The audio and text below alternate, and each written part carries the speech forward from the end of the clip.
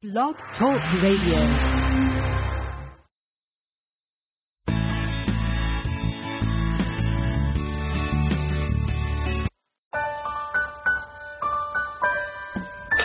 Welcome to Revelations with Erin Pizzey. On this show, we will be exploring the issues faced by men and boys everywhere. We will be sharing our perspectives and your own. Your host, Erin Pizzey, was born in 1939 in China while her father was stationed there as a member of the British Foreign Office. In 1971, Erin opened the first ever domestic violence refuge for battered women and children in Chiswick, England. What she found, however, was that many of the women coming into her shelter were as violent as the men they were fleeing. Over the years, she also tried to create resources and safe spaces for men as well as women, but frequently met with indifference and hostility to men suffering. Nevertheless, it's a passion she continues to hold to this day for men, for women, and especially for children. For so many years, feminists have been able to demonize men under their artificial argument called patriarchy. Hi, I'm Erin Pizzey, and through working with battered women in my refuges, I saw for myself how family violence is passed on from one generation to the next. Quite simply, violent behavior experienced in childhood is often carried forward into adult relationships. Family violence is not a gender issue, and never was. It's a generational issue. To my amazement, nobody ever wanted to hear why violent people treat each other the way they do. Instead, feminists have had people believe that men are responsible for all the violence in our society.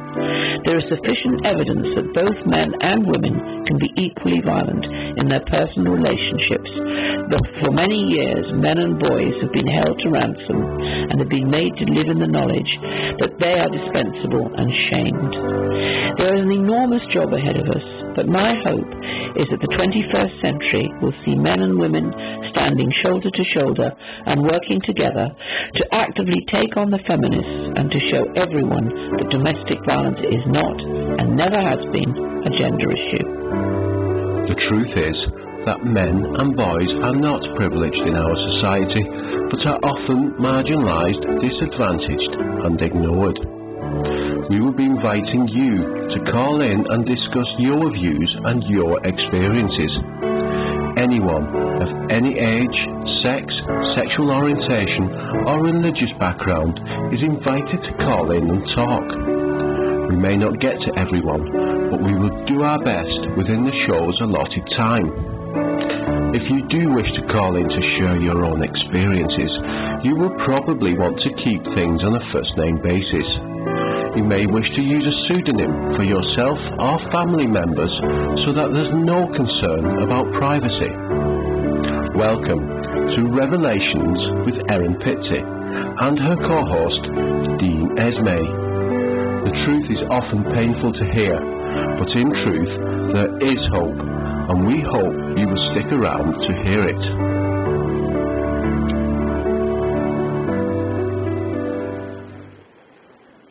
Good morning, good afternoon, and good evening, wherever you are. Welcome to a special episode of Domestic Violence. I'm sorry, not Domestic Violence. The name of the show is Revelations with Erin Pizzey. So we have expanded to include discussion of issues beyond domestic violence. This is not a normal week for us. Normally we would not be on this Saturday. However, to everybody's chagrin, our host, Erin Pizzey, had some health difficulties, but rumor has it that she's just fine now. What do you think of those rumors, Erin? I'm absolutely fine. Yep, I had a stroke, which happens to people, and I'm very cross with myself because the aftermath of strokes are really unpleasant. Anyway, I'm here. I've borrowed a buggy off somebody so I can still ride round and terrorize the neighborhood. And I'm here and ready for the next show. It's so good to hear your voice. Yes, for everybody who's interested, her doctors say she's one of the lucky ones who suffered no cognitive impairment and she's looking great. I guess you're having a little trouble with your right side still, but you're working on that, right, Erin? Absolutely. And you're lifting the glass at night. It's really hard work with the right hand. Well, 70 years of gin and sin have kept you alive so far, right? Absolutely. Well, we're all so glad that you're here. And just so everybody knows, because we're a little off schedule, we will be back next Saturday. Normally we run every 2 weeks, but this time we're going to do 2 weekends in a row. So next Saturday we will also be here, where our special guest will be Dr. Warren Farrell, where we'll be talking about all sorts of issues, including his latest speaking engagements and the value of arguing with feminists. So it should be an interesting show next week. In the meantime, though, let's talk about this week. It's in the studio we have a very special guest, author Philip W. Cook, who has been writing about issues regarding things like domestic violence for many years. He is the author of a book, a must-read book, a seminal book, really, called Abused Men, The Hidden Side of Domestic Violence, which pretty much belongs on the shelf of anybody who's interested in the subject of domestic violence. He is also most recently authored a book with a Dr. Tammy L. Hodo. I hope I've said her name right. His latest book from ABC Clio Prager Publishing is called When Women Sexually Abuse Men, The Hidden Side of Rape, Stalking, Harassment, and Sexual Assault. Now, I've been fascinated by this particular subject for years because I routinely find two reactions to the very idea that this happens. Reaction number one is that it's funny, or reaction number two is, yes, we should take it very seriously, but it's so rare we shouldn't give it too much attention. I firmly believe, based on the research that I've seen and people I've talked to, that it is not rare, that our society is in a great deal of denial about it, and that there's not a damn thing funny about it. I suspect you agree with that position, do you, Erin? I absolutely do, yes. And so now let's bring on our expert, Philip Cook. Philip, how are you this morning? Very good, thank you. I'm really glad you could join us. I know it's very early for you out there on the west coast of the U.S., so I thank you for coming in to talk to us. Tell us a little bit about your book, Philip. Certainly, it's a large subject. It's not that big a book, but hopefully we've covered it in a fairly adequate manner. One could have written a book just about the rape aspect, I suppose, but so much was involved that we decided to cover all these areas. And some of the things were surprising to me, and certainly probably will be to readers and others as well. Some things not so surprising, I suppose. I think the first question that arguing the book has been out, let's see, end of June, so it hasn't been out very long. And I think the first question people asking for is rape. How is it possible that a woman could rape a man? It just doesn't seem to be, seems to be an impossibility on first thought, or extremely rare. But I think the short, simple answer to that is, well, if I could step to the phone right now and put my foot firmly on your foot, and even though you knew it was coming, what would you say? Ouch. Ouch. Yes, and you couldn't prevent it, even though you were fearful of it about to occur. It's a physiological reaction, in other words. So that's the first question I think can be answered. Even though you're in fear, you can't prevent physiological reactions, much in the same way you couldn't prevent yourself from saying ouch, even though it was painful. But the second answer to that is forget that aspect and think of objects. And in truth, what we found was that most of the rapes of men, and this is forcible rapes, and there's a distinction between non-consensual kinds of actions, but forcible rapes most often occur when it's a woman against a man with the use of objects.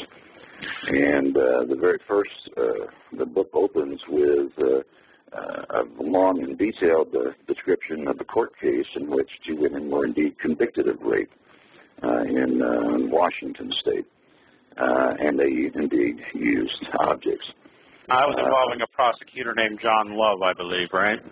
Yes, that's correct. And him and his assistant district attorney were very helpful in making sure that all the details of the case were accurate and correct.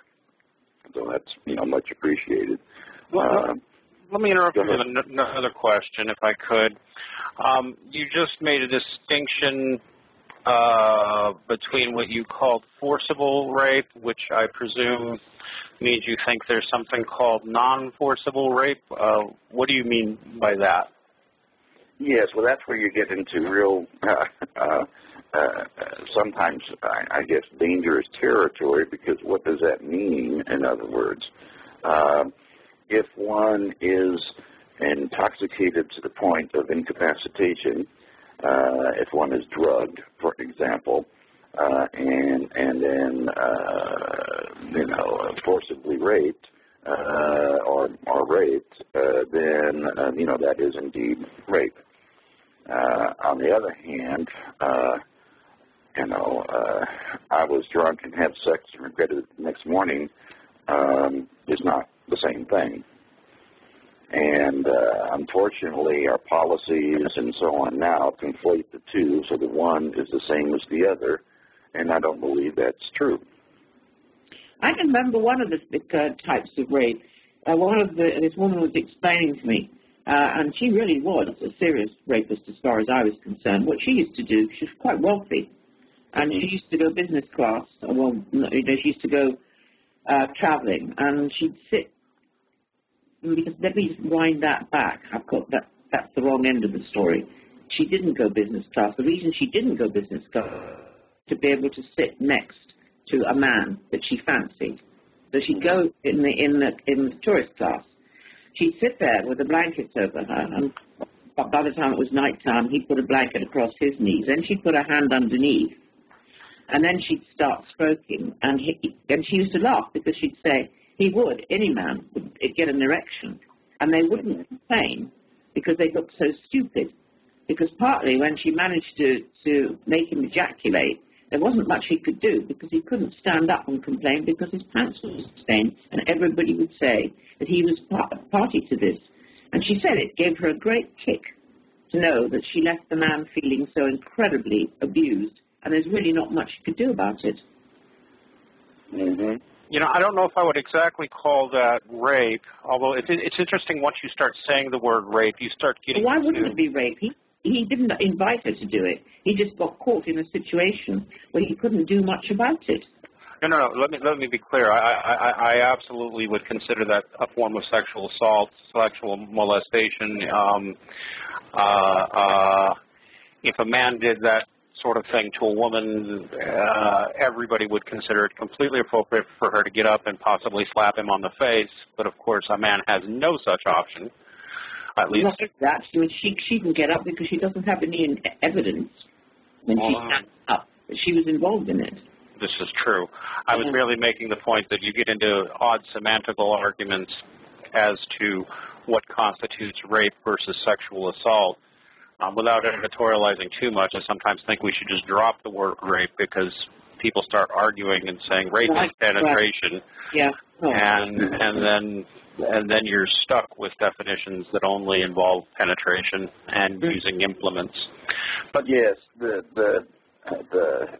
what's startling, I think, and this is research that Dr. Hodo did.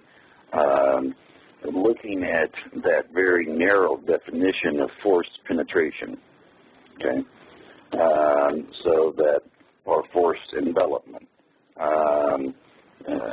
In the United States, doing the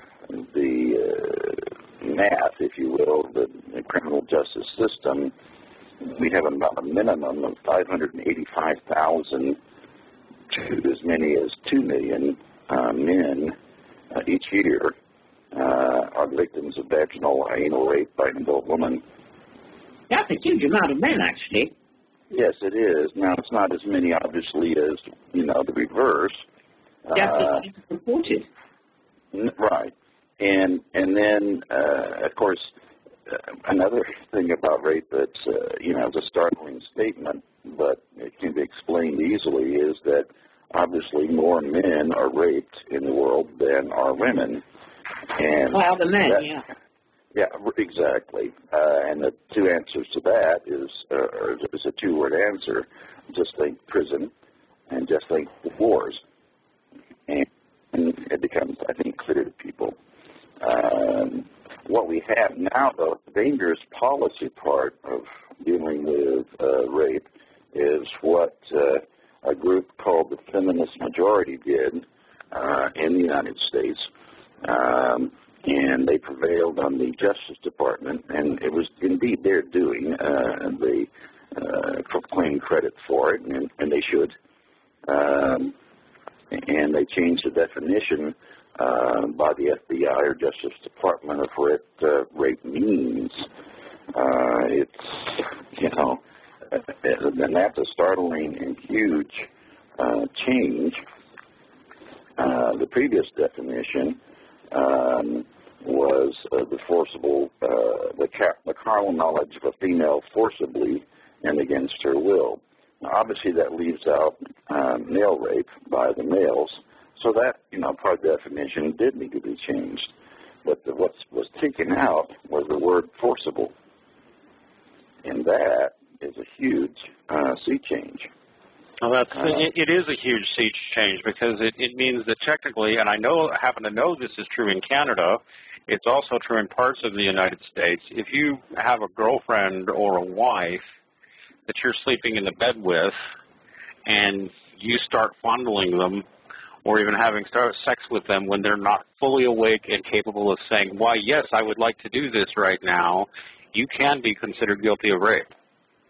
Exactly. And the FBI new definition, and I'll read it in its entirety. Okay, you just heard the other one. It's now penetration, no matter how slight, of another person without the consent of the victim. Now, what does that mean when you've got that one, forcible taken out, and without the consent of the victim? It opens the door to the very thing that you just mentioned, Dean. It means that basically there needs to be consent for every act, every step of the way. And how have we got ourselves into this situation in the 21st century where there has been such, as far as I can see, a hyperinflated concept of men that are so dangerous that they're permanently ready to rape? We're talking about the fact, and as far as I'm concerned, sexually abused girls and boys will go on possibly in their future to sexually abuse other people. So it isn't even whether men do it to women and women do it to men. It's a generational issue. But this idea of rape has been conflated by the feminist movement to keep and to suborn other women into a state of fear. I live in 5 flats in this house. The woman downstairs, who I love dearly, is absolutely convinced that if I don't shut the front door on our very posh road, where there's been no crime for 15 years, she assures me that a rapist could get in and rape us. I try and joke and point out chance would be a fine thing, but she goes to bed every night afraid of being raped, and she's in her 80s. What has happened? Let me jump in with a brief point here to make it clear to our audience, especially to anybody who's new to the show or the kind of work that we do. One of the things that Philip Cook, and he's not the only one, although his book is certainly one of the better books on this subject. The fact of the matter is that it looks like female sexual assault of one sort or another upon males is roughly, I don't know, Philip just said not as common, but what I find is that the general public assumption is it's extraordinarily rare. And one of the things that Philip and others, Dr. Hodo and other writers and researchers have found, it is not extraordinarily uncommon, is it, Philip? Well, no. Given that definition of rape, and we found that many, even 500,000 per year, forcibly, and this is adult to adult. We're not speaking or dealing here in this book with what has become, more widely known, that is, and recognized, and that's good, the teacher and the student kind of thing, or older woman and younger boy kind of incident. This is adult to adult, and that, is obviously different. So it is not extremely rare.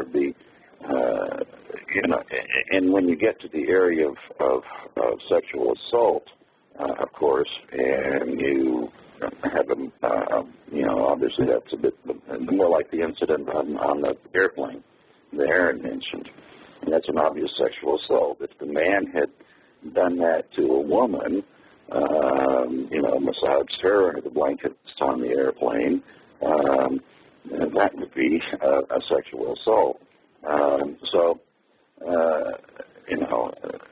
That it happens a great deal more, obviously, than the forcible act of rape or sexual assault.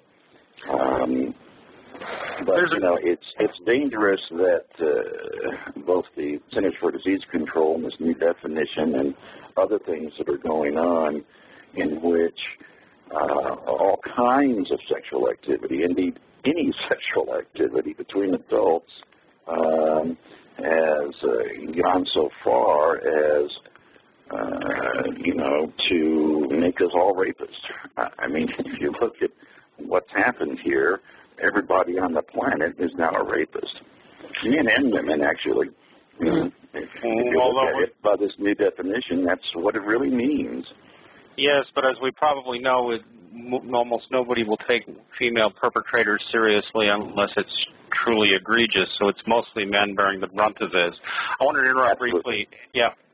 I want to mention briefly an article that's appeared on A Voice for Men that I think everybody should read that also touches on some of these issues. You'll want to search for A Voice for Men for an article called Manufacturing Female Victims, Marginalizing Vulnerable Men by one of our senior editors, Allison Tiemann, also known as Typhon Blue. And she gets into quite a number of these issues with substantial statistics.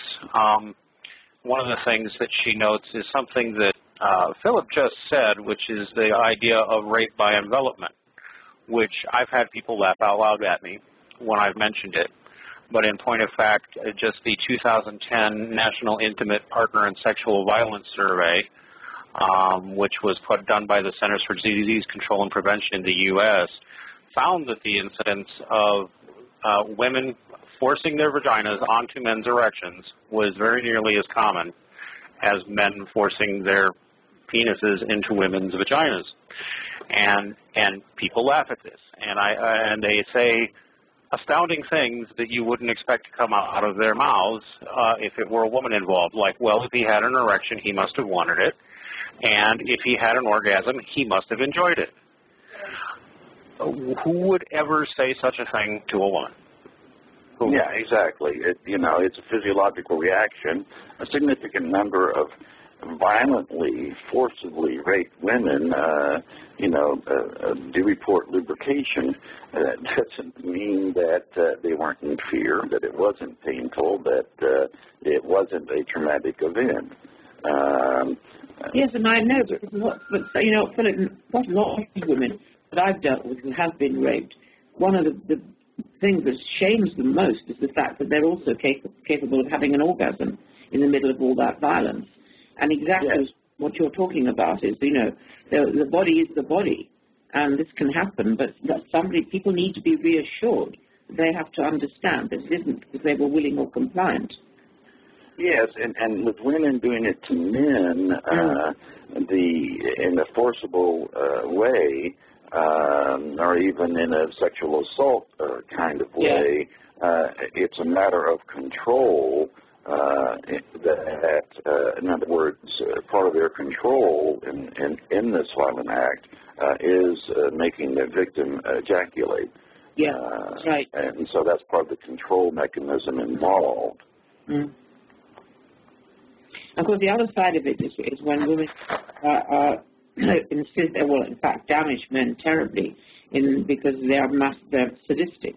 And I was thinking of a man whose wife insisted on putting things into his anus. And everybody would say, oh, well, then why didn't he leave her? Well, he didn't leave her for all the reasons that most people don't leave each other, not just in the fact that there were children involved, and also the total humiliation of trying to explain what was happening. Because he would be laughed at, as a man is when he's hit or he's battered, whereas a woman would be actually tenderly cared for and be seen as a victim. It's a very hard road for men, this. Come now, Erin. Aren't you just being silly? Why, that big, strong man can push her off any time. You must be joking. Actually, it wasn't particularly big or strong. And secondly, in a sense, I've always asked myself what it was that either actually when people are actually brutally mutilating each other, why do they stay? It's a very, very difficult question, but the fact is that she committed acts of violence against him, and I prefer to call it violence. And my feeling out of it all was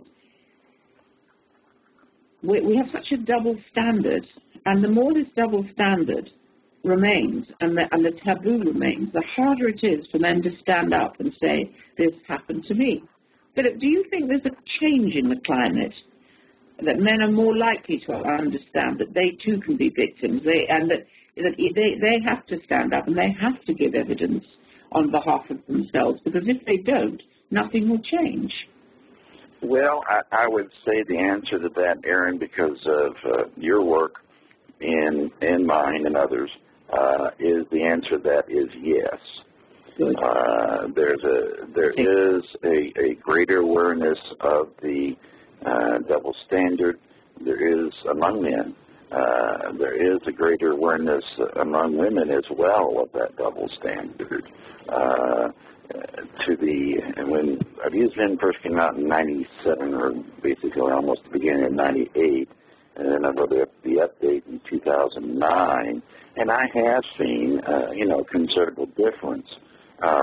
If I don't know, you probably don't know him in England, but the Fox News guy, Bill O'Reilly, had me on early in 98 or something like that, and he was just, oh, what, men abuse, it can't happen, you're kidding, that never happened, and so on and so forth.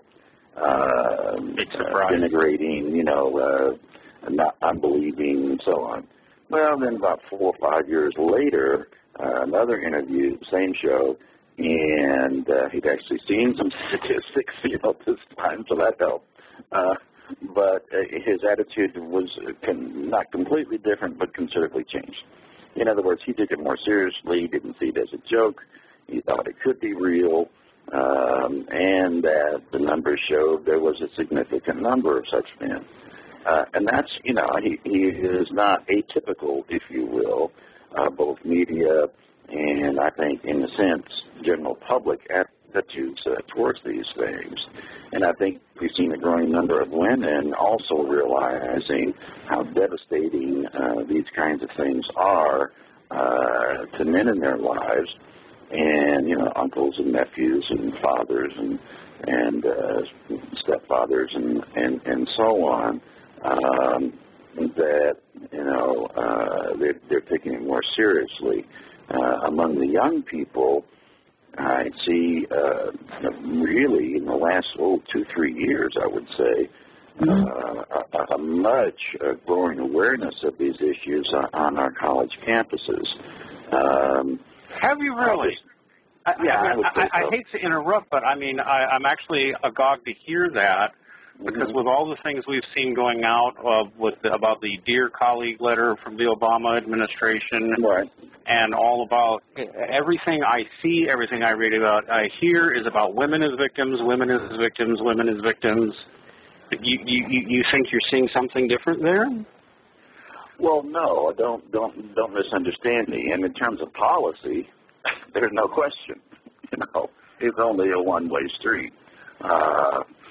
No question about it. And what's going on college campuses in terms of policy is truly appalling.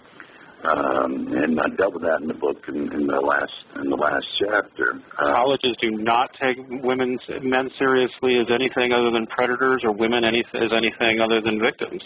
Oh, it's worse than that, of course, with the policy indicatives of the Department of Education, Department of Justice, and what's going on there. It is incredible, just in terms of purely a civil rights aspect. The idea that you are guilty until proven innocent. You can't have an attorney. You can't question the accuser. It's done by inexperienced college disciplinary boards that have no police investigative powers nor expertise. I mean, it's truly incredible. So those kinds of things, you can keep going forever. However, the question is there a greater general awareness of young men as to the disproportionate kinds of emphasis on these things? Is there a greater understanding of how dangerous this is? Is there a growing sense of awareness among young men? This is what is going on. I would say the answer is yes. How about the answer two? Is men going their own way? Well, that's exactly what I'm saying, Erin. I just talked to a 23-year-old man yesterday. I bought a truck. Yay! A used truck, but I bought a truck. And so the young salesman's on his way in life, and so we talked briefly, and I said, well, you married? And he said, no. I'm like, no, I'll probably never get married, and I'll probably never have children. And underlying all that was this great fear. Yeah. And it's not an unjustified one. And we're seeing that in statistics across the Western world, really. Yeah. Men are giving up, basically, on relationships with women in many cases because of this great fear that they have no option. No options if they ever have a breakup, they don't have an option. If they have children, they're going to lose the children.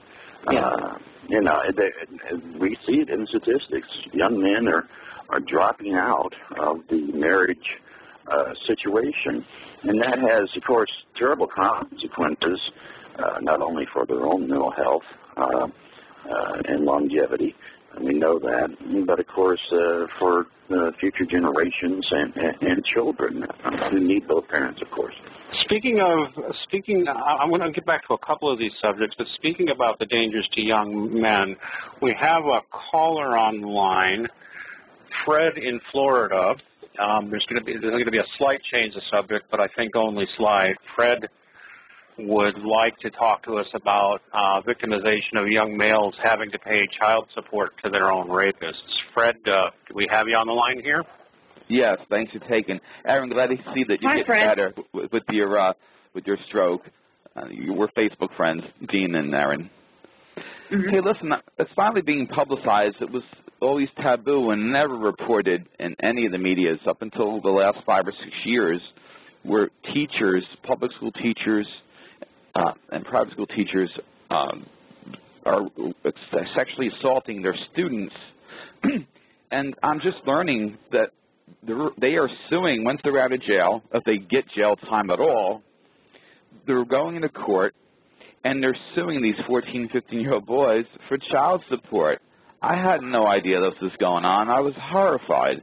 I am meeting with my state representative, Holly Rasheen, who's my state representative for the Florida Keys, South Florida, and I want to let her know, be aware of this, and I want to know what she's going to do to protect boys and their families from being exploited this way. This is unheard of. I had no idea this nonsense was going on. I'm confused. What we have here, and we've published a couple of articles on this, we have cases where, although Fred here is going into cases of school teachers who forced themselves on, or, had sex with their young students. This can happen to adult men, too. We've published cases of this. Basically, a woman forces you, rapes you, has your child, and now you're on the hook for child support. We've seen boys as young as 13, 14 years old that this has happened to. I see. And even after the woman is convicted of statutory rape or whatever, not really relevant. She still has custody of the child, and now she's paying child support, or she's getting child support from a 16-year-old boy or whatever. Yes, yes. It does indeed happen. I mean, obviously a man cannot get pregnant, but the idea that the rapist gets money for their act is and then has custody of the child, thus conceived, is I don't know what the word is for that. Well, I suppose it's been overlooked, really, because essentially anything to do with men and boys gets overlooked. So this hopefully will be put right quite quickly. I don't think it will be. Well, I mean, it should be. Again, there's an article on A Voice for Men that goes into this particular topic. You can search for it. It's by Walter Romans, also known as T-Dom, called Legally Obscene, Rape, Statutory Rape, and Child Support.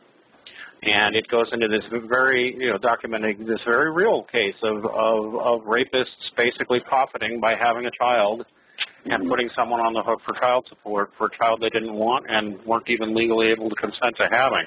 I don't imagine you got into that much, Philip, on your book, but I don't know. Did you?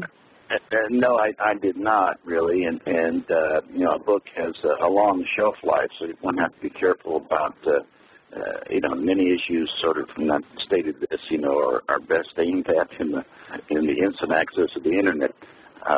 So I would really want to look at some, but that was not an area I did not get into, mainly because it was a bit off focus, because a good bit of those incidents are indeed adult women against juvenile boys, although it certainly happens adult to adult.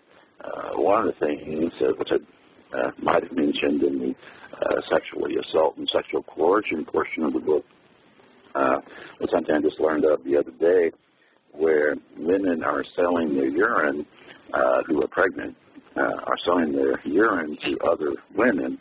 $25 seems to be the going rate, so that they can show a positive pregnancy result to their boyfriend and get them to marry them.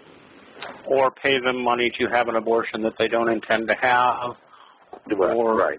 Other things like that. Right. That's another aspect of sexual coercion.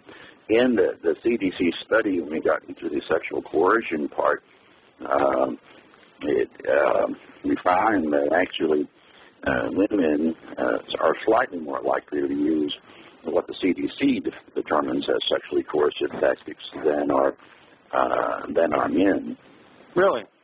Yeah. It's you have to dig into the data. Unfortunately, one of these policy issues that is truly concerning, should be concerning, is how the CDC, which up until now, in essence, although there were hints of it in a prior survey in '98, that has now indeed lost its scientific objectivity. And you can see it in the summary report. When they summarize the results of the data, it's not so much that the data is bad, it's their conclusions and what they emphasize. In other words, in reporting on that sexual coercion rate, they didn't even mention it. Well, no, we see that. You have to get to the details of the data in order to find out what was truly occurring. You can see a lot of that in a lot of studies, the top line, the summary reports, whatever, just like I mentioned that one from the CDC that Allison Tiemann looked at. their data clearly shows, sexual women forcing themselves, adult women forcing themselves on adult men is very nearly as common as the reverse. Yet it's buried deep in the study. They define it as not rape, something else, and never mention it again.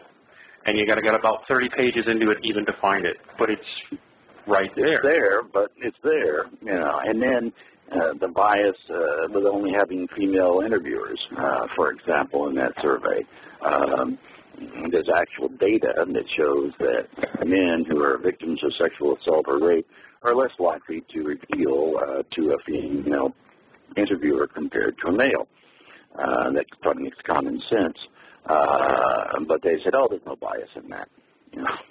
So, one of the things I'm thinking, listening to all this, until such time as women are allowed to get off the plinth that says that they are Virgin Marys and always tell the truth, until we are treated as equal human beings and equally venal, and anything a man can do that's bad we can do, there isn't ever going to be any parity in this discussion. We're always going to be having discussions like we're having now, with you writing a very brave book, which you'll probably get attacked for.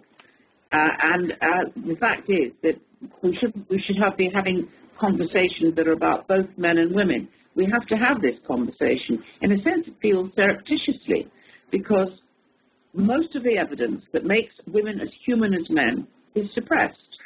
To what end? Yes, well, we are human beings. I've always said for many years that, we're human beings first. 80%, we're men and women 80% alike and 20% different. The only thing that fascinates us is that 20% difference. And that's no matter how you slice it, I've always come to that conclusion. We're human beings first. And we have equal capacity to be good. We have equal capacity to be bad. Just because you're a woman or a man doesn't make you morally superior. Just because, I quote Louis Mann again, because I like the quote so much, we've fallen into this habit of putting ourselves into groups. And groups are imaginary. You can be, I don't care, a Polish person, let's say, and great affinity for other people of Polish descent. And you can have support from that group. But just because you're a member of that group does not make you morally superior to others. And that's the essence of prejudice.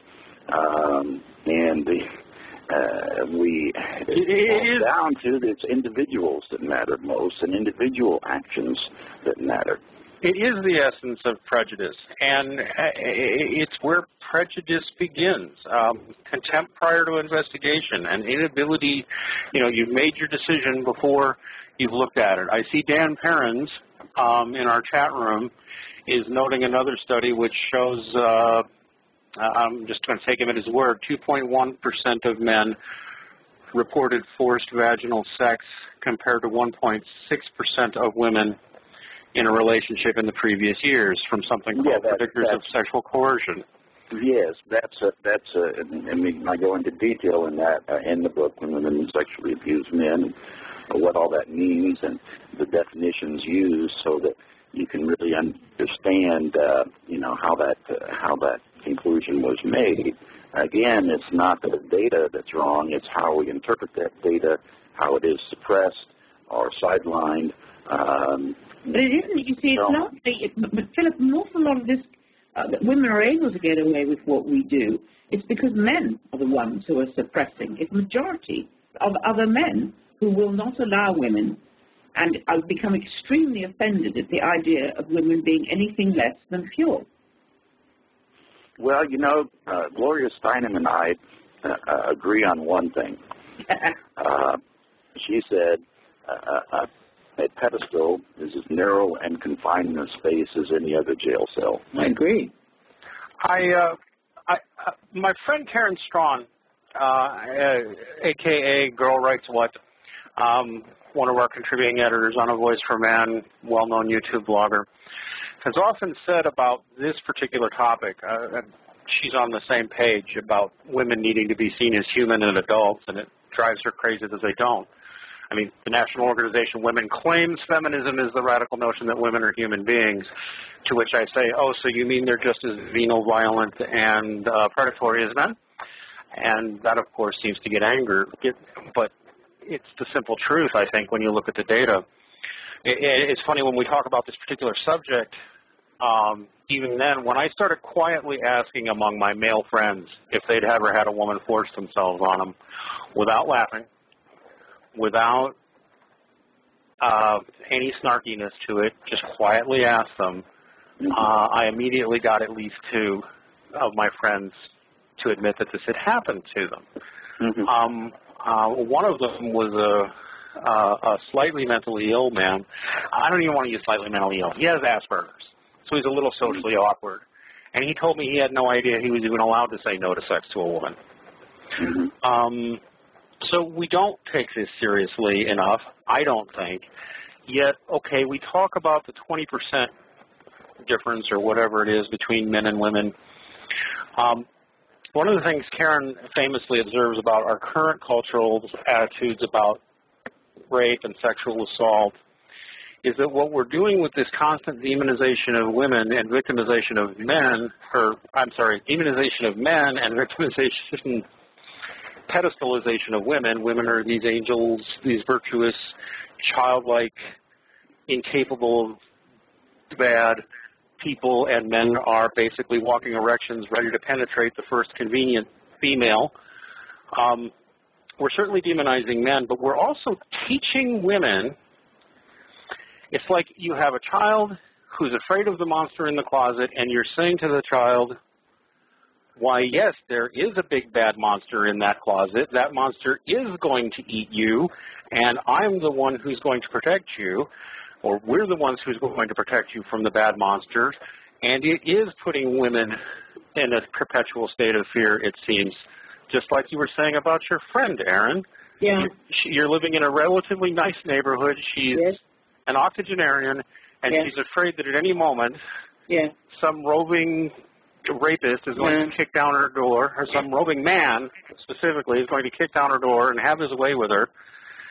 This is, it almost seems like, it's amongst other things, it's abuse of women psychologically.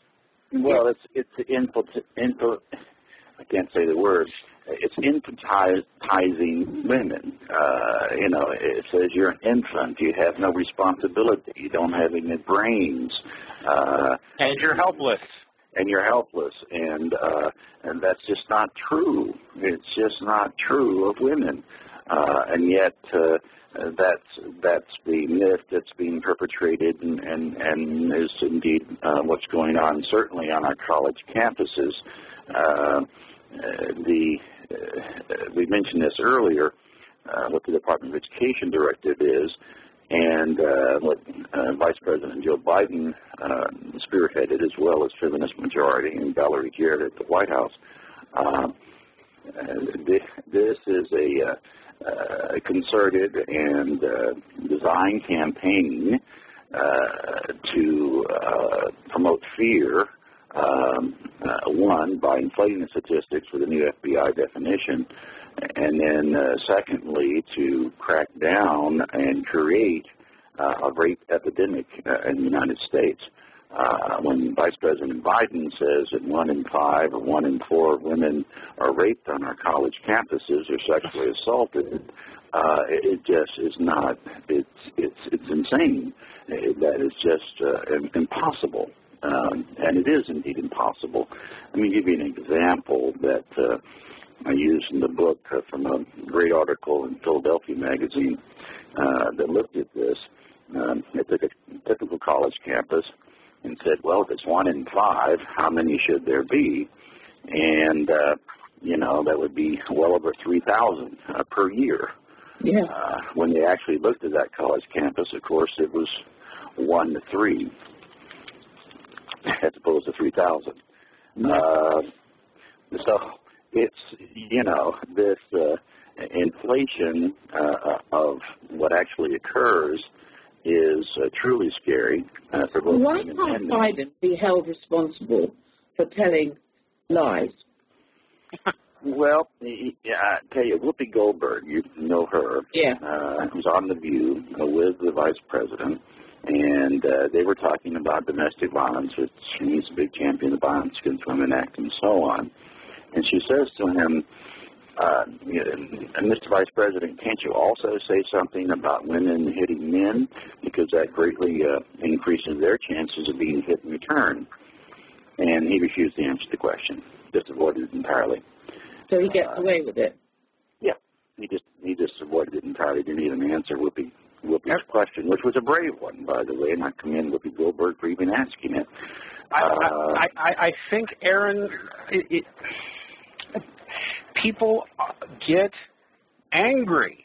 Maybe it's more men than women. I don't know, but we can say, all right, we're going to hold Joe Biden responsible for saying something like that, but Joe Biden has to get elected and stay in office, and he's going to be afraid of the voters. Yeah. And if voters don't want to hear it, politicians aren't going to say it. But then people should be allowed to get away with lying, because that is a massive lie, to terrorize women who are young on campuses. Apart from anything else, it destroys their experience at a young age in their lives when they should not be made to be frightened to be at university. Yes, and, they've got mandatory orientation classes and so on, which distort the facts, of course, and create this climate of fear that is massive and government-sponsored, and forcing college campuses to do this sort of thing. Even worse, which I found out about, worse, I'm not sure where the relative term is, but the Justice Department has also begun a concerted campaign. They've now done it to 3, I believe, district attorney offices in the United States, saying that launching civil rights complaints against them. This is the prosecutors they're going after, right? Saying you are not prosecuting enough sexual assault cases. So in effect, what's happening in America is, we know that men are dropping out of colleges and universities everywhere across the Western world. Yes. But in a sense, it almost sounds as though it's planned to empty the universities of men and leave it largely to young women. Yes. That's certainly super feminist movement. Yes. You think and so? That's now exactly what's occurring. Exactly what's occurring. It's exactly what's occurring, Erin. You're absolutely correct. I know I'm right. Exactly what's occurring. And, it's been a process over the last 20, 30 years, but it's certainly accelerated tremendously in the last 4 to 5. Right, but you just implied planned. Okay. If that's your theory, that's your theory. I tend to be more of the view that never ascribe to conspiracy that which can be better explained by stupidity. I don't know, but maybe it's a little both. What do you think, Philip?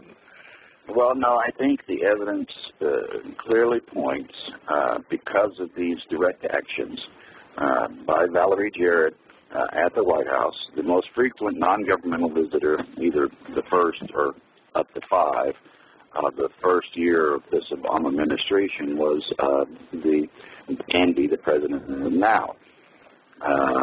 Who? And Kim Gandy, I believe is. I know Gandy is the last name. I believe the first name is Kim, who's no longer the president now, but was then. So she was the most frequent non-governmental visitor to the White House in the first year of the Obama administration. Either the number 1 non-governmental visitor or in the top 5. Then you have to take them at their word. Feminist majority, with the support of the White House, changed that FBI definition of rape to remove the word forcible and make it without consent, which can mean most anything. And the idea behind that is not to change the law, which it doesn't.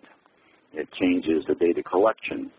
In about 2 years, you will see, according to FBI statistics, it'll be widely quoted and, promoted, that there is a huge increase in the numbers of rapes in the United States. because of that new definition. Then state legislators will then, you'll see the activism begin to change the actual law at each state level to include that to remove forcible and make it without consent. That will occur. There's no doubt in my mind. And that is indeed what they have said they intend to occur.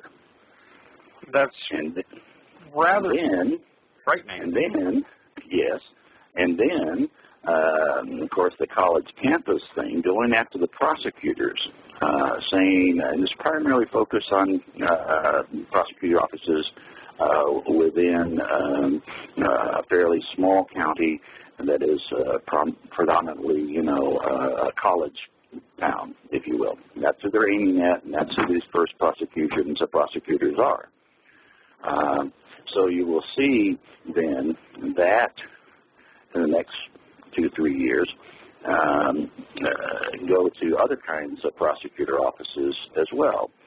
And this is not something that I'm saying. I mean, the National District Attorneys Association has already expressed deep concern about those kinds of actions, which are truly quite rare.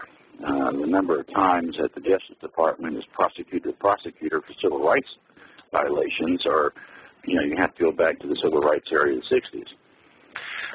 It doesn't happen that often, and they're concerned about it. So it's not just me saying, that this is occurring and causes concern. It's the National District Attorneys Association as well. Philip, I want to ask you a question. Would you say that we could say that there's institutionalization, persecution of men in universities? Oh, absolutely. And good. That's what I think. The idea that, one, it's a preponderance of evidence standard. The federal government has told every college and university that receives federal funds, which is, of course, the great majority of any type, that if you do not put in place a preponderance of evidence standard, that's not guilty by reason, beyond a reasonable doubt. That means it's more likely than not that the accusation is true. That's the definition. It is more likely than not that the accusation is very true. Scary.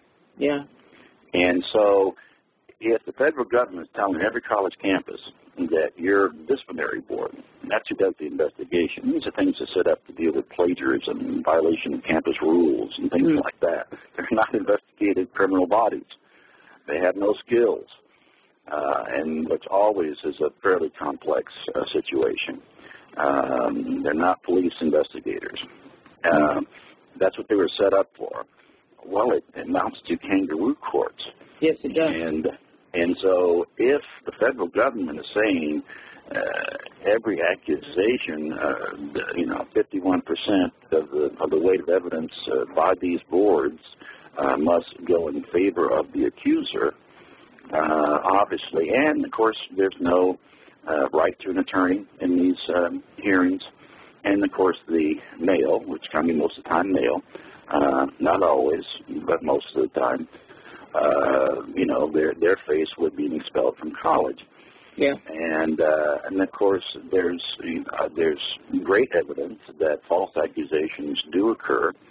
We looked at that pretty considerably in the book. Yes, you do in the book. The percentage of false accusations of such cases, and how often does it occur, and why does it occur, and what do the best studies show, and so on. This is I want to really listen in on this, because the issue of false allegations of rape, the most frequent claim, which, by the way, has no scientific basis whatsoever, is that only 2% of rape allegations are false. There's another one going around now which purports to be a little better at 6%. But anytime I've looked into this, my brain has just almost fried, because I can't make heads or tails out of what a realistic look at what false allegations, how prevalent they really are. What were your conclusions on that, Philip? Well, the highest figure was an Air Force study, actually, which put it at 60%. Okay. That doesn't surprise me. That doesn't surprise me. Now, that's the highest figure, okay, in terms of a good study. Done by the United States Air Force. So I want to emphasize that, and that what was good about that study is they did something that's rare in such research, it's rare in research period, in sociological terms, of the why. In other words, they asked, why? How did this occur? What were the reasons behind these false acts? Well, come on, Philip. You know no woman would have any motivation to lie.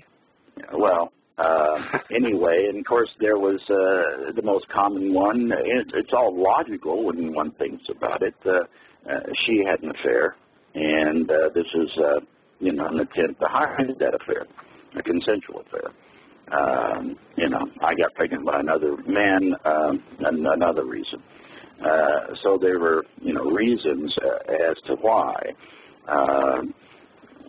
Of course, more research can always be done. It's always good, and we should have more, on that. But, it's certainly greater than 2%. Well, no, I mean, no matter how one slices it, or one looks at the data. I was, of course, being sarcastic there, or ironic. Yes, of course, there's reasons for women to lie. You just named 2 of them. There's others. That was the 2 most common ones. Pregnancy or an affair. Those are the 2 most common according to the Air Force study. So, looked at that. There's another area of the book that's kind of interesting. It kind of goes back to the idea of, are men more aware, let's say, in general about these issues. And there we looked at sexual harassment in the workplace. And we find that, and this is to be expected with more men in managerial positions, for example, but there was a considerable and statistically valid increase in the numbers of men lodging sexual harassment in the workplace complaints compared to women. In other words, the rate of increase, the rate for women has remained in the last 5 years or so flat. In other words, given the population increase and all those things into effect, it's remained relatively steady. I'm speaking from memory here, but I want to say that the rate of increase of men, is about 3 times that compared to women. So there's a growing number of men willing to actually make sexual harassment complaints in the workplace filings.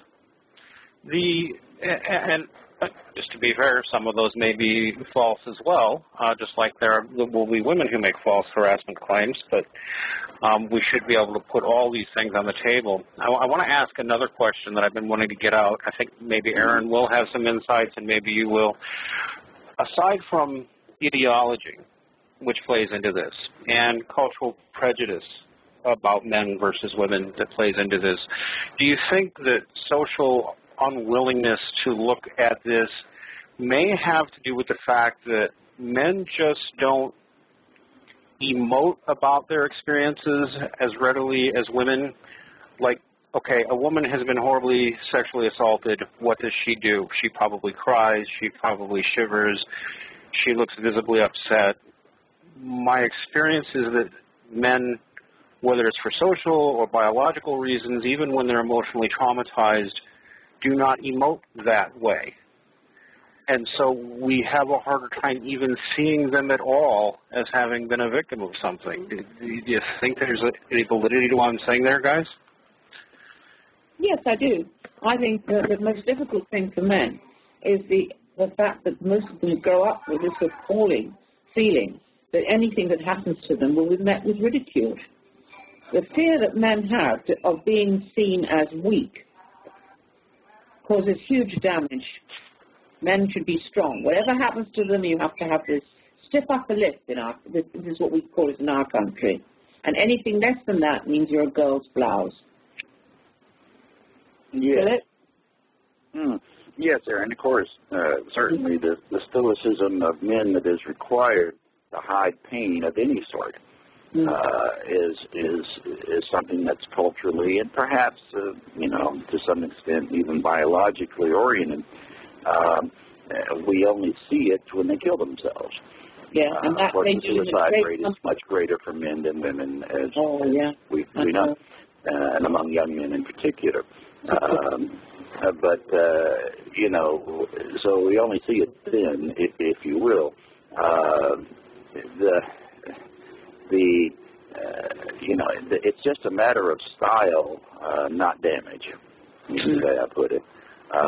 Men style their depression, their suicidal tendencies, the effects of these kinds of things, whether it be physical abuse by a partner or the kind of sexual assaults and coercion we're talking about, in a different way than women. And men require this of other men, unfortunately. It's not just women requiring this kind of stoicism, it's men requiring it of other men as well. Absolutely. And, you know, this is, you know, we speak of, remember early on I said there are more men raped than women when one considers two words, wars and prison. In Africa, a remarkable article in the Daily Mail, my great good war correspondent, who found that, you know, a greater number, though he couldn't get the actual number set up, but in general came to the conclusion that more men are raped in wartime in Africa than are women. Not to say that that means much, it just is. But what he found that was appalling to him was that out of more than 4,000 non-governmental agencies and organizations dealing with sexual assault, only 3% even mentioned, you know, had, even the slightest mention of men being victims of rape. You know, and then 44 million in UN funds going to sexual assault victims of war, but not a penny for male victims. Not a penny for male victims, and having looked at even some of that, very reluctant to look at female participation in those rapes of men, which there is data suggesting if you dig closely into the reports on that, and again you have to dig, either women overtly taking part or taking part by more or less proxy, being present and cheering it on and egging it on. Well, yes, and, you know, of course, it's even more appalling when you look at, you know, child sexual assaults, which, of course, are perpetrated more often by stepfather, live-in boyfriend, or other relative than biological father. But mostly by numbers of women, you know, participating. It's not just the boyfriends come second, it's the mothers, actually, just statistically, that the most likely to abuse children, followed by boyfriends. The safest place for a child is with its biological father. Exactly. And we find, you know, and they're not charged, of course, quite often with by proxy or assisting or encouraging such attacks on their children by that, you know, live-in boyfriend / stepfather. You know what you could say, and I know this is going to make people cross, but if you actually stopped mothers molesting their boys, we would not have as many male rapists as we do. Because that is what often forces also serial killers. Behind that is molesting mothers. That probably goes off the charts for Philip's current book, but no, it's a fact.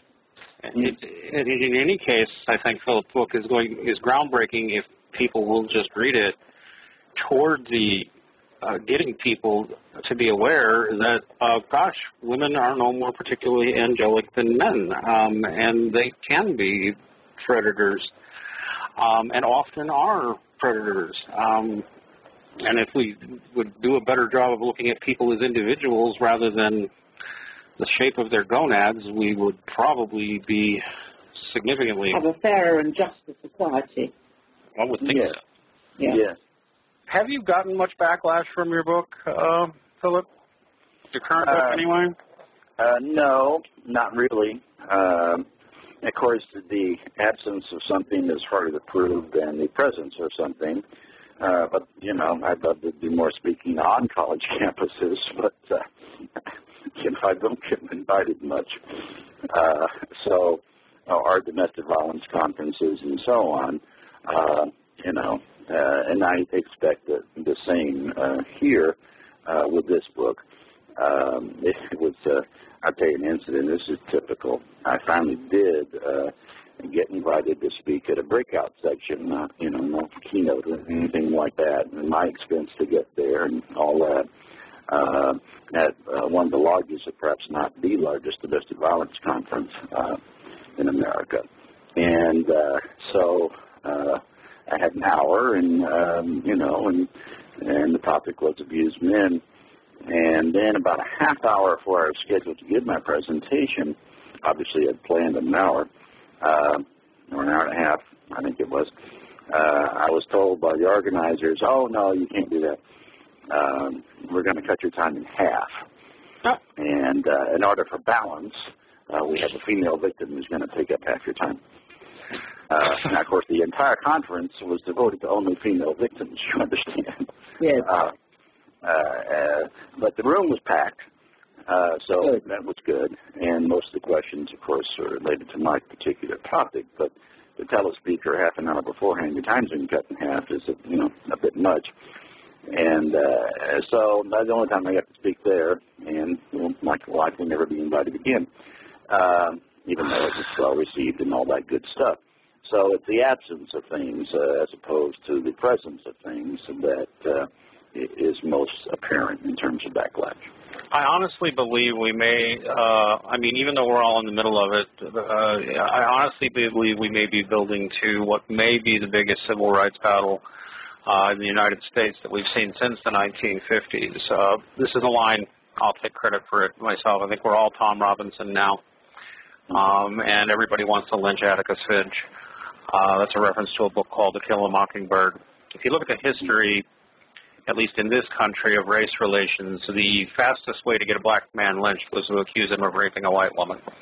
Right. And it just worked. And that seminal book, To Kill a Mockingbird by Harper Lee, fabulous book, was all about that. And it's fascinating when you read that book, there's no controversy over the idea that a woman might lie. There's only controversy over, well, a black man did this or didn't he do this? And, of course, in the end, he winds up, the trial doesn't matter. And it seems like historically the fastest way to get people upset was to accuse the person of the out group, this immigrant, this colored person, this Negro, this other being, this whatever, raped our women, is coming for our women. Well, now we've reached a point where that's all unacceptable. We can't hate on people for their skin color or their religion or whatever, so it must be all men that we have to be afraid of, and all women who must live in fear. That seems to be where we've gotten. And there does appear to be a concerted effort by what I would call moneyed interests, government and nonprofit, to stop people like you from even speaking. And I hate talking in terms like that because it sounds conspiratorial. Why, yes, the Freemasons are after Philip Cook and the Illuminati are going to get him. No, that's not what's happening. It's something... I don't know what to call it. It's not like there's a cabal. It's more insidious than that. It is more insidious than that. It's not this cabal of four people who have mapped out their strategy to do this. Come on, Dean. It's a very powerful cabal of women, one of them being Hillary Clinton, in very big places of power in America particularly, who have had a strategy and have had it from the very beginning. In the very beginning, they said the new family unit will be women and children, and as far as men were concerned, they were no part of society because all men, as we know, are rapists, bastards, and dangerous. So, yes, it isn't a conspiracy, it's a fact. What do you think, Philip? Well, I don't disagree with Erin. I just don't. And again, I'm like you, Dean, and like any thinking person, I believe, who really do not believe in conspiracy theories. Not that they don't occur, but it's rare. It doesn't really happen that much, and you can make a conspiracy out of most anything if you wish. Nevertheless, as I said, the evidence points to an indeed governmental and nonprofit organizations and so on. I mean, you've got the 4,000 NGOs at the UN, who 4,000 non-governmental organizations at the United Nations, right? Exactly, who intentionally, it's quite there, neglect men as possible victims of rape in wartime. You've got 44 million only for women and children, women victims and children, which is all good. I mean, goodness, and more even. I don't care. I mean, that's immaterial. But to intentionally neglect half the human race, whatever the numbers are, is not unintentional. It's intentional. There's no question about it. It's not a conspiracy. It's a policy. Yeah. And it's there and it's provable. So in this directive to the college campuses, the kangaroo courts, so on, and it has a direct effect, of course, more men not attending college. There are other reasons for that, but certainly the idea of college campuses now being a hostile work environment for young men is absolutely a fact. Mm. What do we do, guys, to start turning this around? I mean, I have my own theories, but I want to hear yours. One, knowledge, of course, is power. That's number one. Secondly, I think women, frankly, have to take the lead because men have there may be a voice for men, but and I appreciate your efforts, Dean, and everyone involved in those kinds of organizations. But it's women who have to take the lead. It's clear to me, and has been clear for some time, that women can speak for women, and women can speak for men. Men can't speak for either, and they will not be heard, so to speak, or given a chance to be heard. Well, more of us are getting... I'll give you an example. Early on, when Abused Men, The Hidden Side of Domestic Violence first came out, I was contacted by the producers of the Oprah Winfrey Show. And they're, of course, they obviously had heard the book and wanted me on to talk about it. And I gave them a number of male victims they could contact and so on, and other experts. Ultimately, they chose as the expert, not the person who wrote the book, but a female psychologist to speak about men, Did she have anything decent to say? Oh, she did a fine job. That was all right. But the idea, in other words, it was only a woman who could speak about male victimization. I think there's some real truth to what you're saying there, although one of our goals at a Voice for Men is to try to change that and get men less afraid to speak, more courageous about speaking, and less inclined to listen when either a woman or man tells them to shut up or tries to shame them into shutting up. Sometimes that requires a certain amount of anger. As Paul Elam is famous for noting, if people will not listen to men's pain, they will listen to their anger.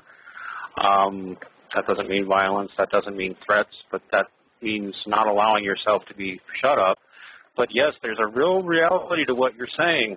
I mean, people will listen to Erin more readily than they'll listen to me. Now, of course, part of that, most of that is her experience, but part of that is because she's a woman. The most popular radio show currently on A Voice for Men is Honey Badger Radio, which is run by 3 women. It almost seems like men need women's permission to care about each other. I'm not knocking the show, but there's a grand irony to that to me. Yes, I think you're absolutely right, Dean. That's a good statement. That's the perfect way of expressing it. I'll try to remember that because it's good. What'd you say? Say that again. Men need women's permission to care about each other. Excellent. And maybe that's it for some of even the women out there who are a little shy and don't actually want to be involved in speaking. Maybe one thing you could do as a woman is just tell your man, it's okay. you can talk about this, and you can speak out about this. It does matter. It's okay. You can talk about this. I think that's absolutely true. I think that's absolutely true. I'm not an optimist. I'm not a pessimist. I'm a possibilitist. All things are possible, and I do see, again, and being as objective as possible, a certain ray of hope, if you will, a certain raising of consciousness regarding all of the issues that we've discussed among men and among women as well. We see the expression of that in just all kinds of ways. Most recently, for example, there was a terrible TV ad by Kentucky Fried Chicken, which showed, a woman violently slapping a man. Obviously, that was Ed Bartlett, wasn't it? Yes. Save Services and Ed Bartlett did a lot of that, although there were other groups on Facebook and other places that were involved in that too. But yeah. Right. Yeah, and so the and so eventually the ad was probably pulled a week or two earlier than planned at the most. No apology, obviously, from KFC. Will they think twice about putting such an ad on in the future? I think they probably will. And of course, as many women as men raised a voice, against that kind of depiction. So I think we see certain, raising of consciousness, if you will, about these issues from both men and women. And the good news is more women are also speaking up about these kinds of double standards and the marginalization, if you will, of men in general. Now, we're getting near to the end of the show here. I just did get a ping in the chat room from somebody who makes a very good point. Yes, it is a good idea to have women start, even if they don't want to speak, telling their men it's okay if they do. Mm-hmm. But another is we should all be telling men ought to be less shy about making it clear that they're going to talk about it whether the woman likes it or not. Men do have to learn how to speak up for themselves and not be afraid of that female shaming. I agree wholeheartedly with that sentiment. Silence, I hate to invoke an old lefty cliche, but silence is death. So we need to speak. But we're getting near the end of the show. I think I'd like to run an ad for one of our other shows before we close out, James. But, Philip, is there any parting thoughts you'd like to leave us with? Well, go to Amazon.com, buy the book. It's always good. I don't mind that at all. Hopefully it'll, give people some solid basis to go on. And that's really its intent, try to be as objective as possible, try to look at all the facts, not be biased against men or in terms of their favor or biased against women in any way whatsoever. These kinds of things are traumatic. They're difficult to deal with. Obviously, I hope there's some solace for those who, experience these kinds of things. Hopefully some help in terms of that, knowing that you're not alone is first and foremost some tips on how to deal with it as well, no matter what it might be, whether it be harassment in the workplace, whether it be sexual assault and so on. Hopefully I've gotten some experts together who can provide that kind of solace and, good advice as well. And for those who are concerned about policy issues, hopefully there's some things in there that, some ammunition, if you will, to help move forward and change things for the better for both men and women, for human beings throughout this planet. Thank you so much, Philip. And to remind our audience again, the book in question is called When Women Sexually Abuse Men, written by Philip W. Cook with Dr. Tammy L. Hodo, H-O-D-O. It's the hidden side of rape, stalking, harassment, and sexual assault. I want to thank Philip for joining us today. He had to get up very early in the morning to be here. Erin, do you have any other parting thoughts for us? Yeah, I just want to second what Philip said, and I just want people, all men and women, to go out and buy that book, because it will make you realize that women and men are human beings. And that's awesome. And I agree wholeheartedly. It's a hell of a book.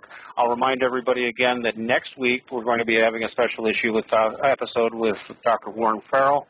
Now we're going to close out the show with an ad for one of our other radio shows. And James, take us home. Thank you, Philip. Thank you. Join ABFM Radio Director James Huff and ABFM News Director Robert O'Hara every Tuesday night at 8 p.m. Central for A Voice for Men News and Activism. This is the weekly radio show that brings you news from the front lines of the men's rights movement, along with interesting and important guests. Come and get your weekly dose of news and commentary about what's going on with the state of men and boys all over the world and what's being done about it. Listen every Tuesday night at 8 p.m. Central Time. The time for waiting on the sidelines is over. The time to act is now.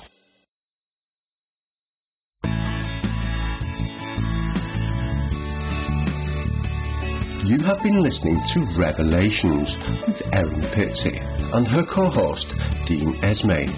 Our show's opening music is called Eternal Hope, and the closing piece is called Sunshine. Both pieces are by Kevin MacLeod and are used under the Creative Commons Attribution License, with a link in the show notes. We also wish to thank James Huff and Paul Elam, and indeed all those who are part of the A Voice for Men community for their support for this show.